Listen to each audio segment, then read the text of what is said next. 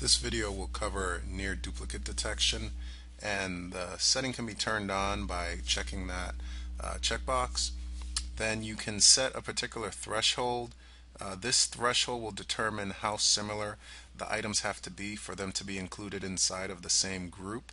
So if you have a threshold of 80% and you have two items, the first, and let's say we're looking at our first item being processed, and that item would come in with no other items having been processed, so it would become part of a document group, and each document group is a group of items that have the same similarity that is set within your threshold. They would be, in this case, 80% similar. So our first item would be in document group 1, and then its match percentage would be 100% since it is the primary document or the pivot document. So then any item after that would have to match that first item within 80% for it to be included in our first document group.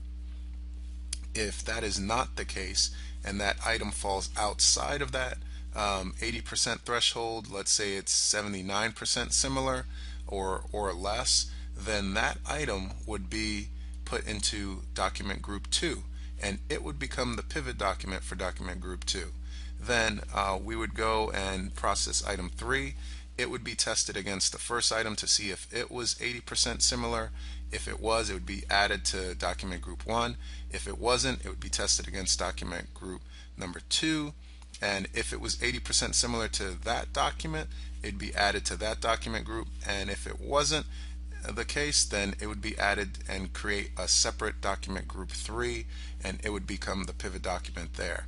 So that, and if we process those 3 items, we now would have 3 document groups, and any item that we found going from document 1 down the line that was within 80% of any of those documents would be put into the first group that it matched. Now if it didn't match any groups, it would have a new group created for it. So that's it for near duplicate settings and the way that our near duplication works. Thank you very much.